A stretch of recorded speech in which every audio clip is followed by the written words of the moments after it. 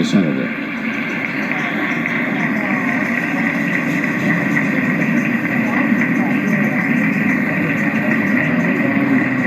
Senator Kennedy, after his announcement here, immediately comes to New York to take part in the St. Patrick's Day parade.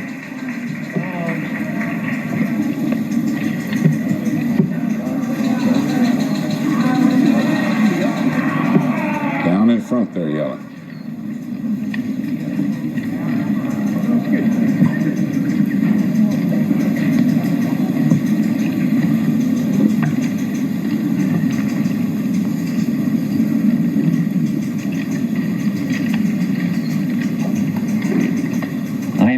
Today my candidacy for the presidency of the United States. I do not run for the presidency merely to oppose any man, but to propose new policies. I run because I am convinced that this country is on a perilous course, and because I have such strong feelings about what must be done, and I feel that I'm obliged to do all that I can. I run to seek new policies to end the bloodshed in Vietnam and in our cities, policies to close the gaps that now exist between black and white, between rich and poor, between young and old, in this country and around the rest of the world. I run for the presidency because I want the Democratic Party and the United States of America to stand for hope instead of despair, for reconciliation of men instead of the growing risk of world war. I run because it is now unmistakably clear that we can change these disastrous, divisive policies only by changing the men who are now making them. For the reality of recent events in Vietnam has been glossed over with illusions. The report of the Riot Commission has been largely ignored. The crisis in gold, the crisis in our cities, the crisis in our farms and in our ghettos have all been met with too little and too late. No one who knows what I know about the extraordinary demands of the presidency can be certain that any mortal can adequately fill that position. But my service on the National Security Council during the Cuban Missile Crisis, the Berlin Crisis of 1961 and 1962 and later, the negotiations on Laos and on the Nuclear Test Ban Treaty have taught me something about both the uses and the limitations of military power, about the value of negotiations with allies and with enemies, about the opportunities and the dangers which await our nation in many corners of the globe in which I have traveled. As a member of the Cabinet and a member of the Senate, I have seen the inexcusable and ugly deprivation which causes children to starve in Mississippi, black citizens to riot in Watts, young Indians to commit suicide on their reservations because they've lacked all hope and they feel they have no future, and proud and able-bodied families to wait out their lives in empty idleness in eastern Kentucky.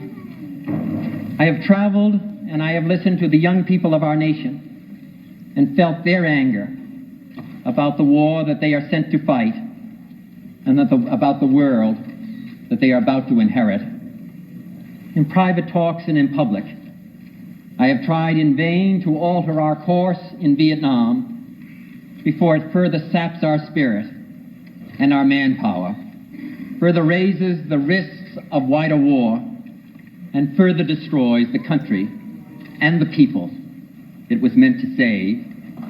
I cannot stand aside from the contest that will decide our nation's future and our children's future. The remarkable New Hampshire campaign of Senator Eugene McCarthy has proven how deep are the present divisions within our party and within our country. Until that was publicly clear, my presence in the race would have been seen as a clash of personalities rather than issues. But now that that fight is won, and over policies which I have long been challenging, I must enter that race. The fight is just beginning, and I believe that I can win. I have previously communicated this decision to President Johnson, and late last night, my brother Senator Edward Kennedy traveled to Wisconsin to communicate my decision to Senator McCarthy. I made clear through my brother to Senator McCarthy that my candidacy would not be in opposition to his, but in harmony. My aim is to both support and expand his valiant campaign in the spirit of his November 30th statement. Taking 1 month at a time, it is important now that he achieves the largest possible majority next month in Wisconsin, in Pennsylvania, and in the Massachusetts primaries. I strongly support his effort in those states, and I urge all my friends to give him their help and their votes.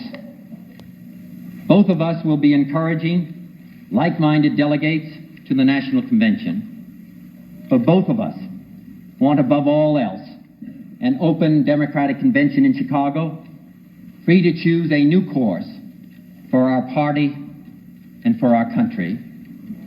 To make certain that this effort will still be effective in June, I am required now to permit the entry of my name into the California primary to be held in that month.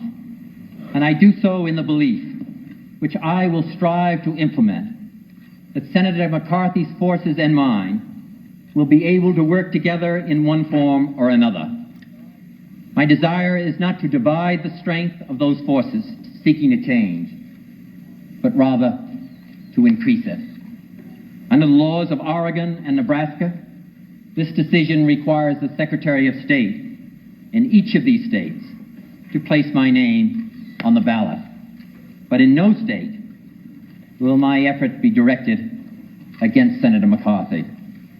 Both of us are campaigning to give our forces and our party an opportunity to select the strongest possible standard bearer for the November election, to ensure that my candidacy must be tested beginning now, 5 months before the convention, and not after the primaries are over.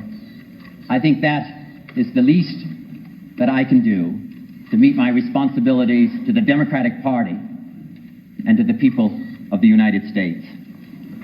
Finally, my decision reflects no personal animosity or disrespect toward President Johnson. He served President Kennedy with the utmost loyalty, and was extremely kind to me and members of my family in the difficult months which followed the events of November of 1963. I have often commended his efforts in health, in education, and in many other areas, and I have the deepest sympathy for the burden that he carries today. But the issue is not personal. It is our profound differences over where we are heading and what we want to accomplish.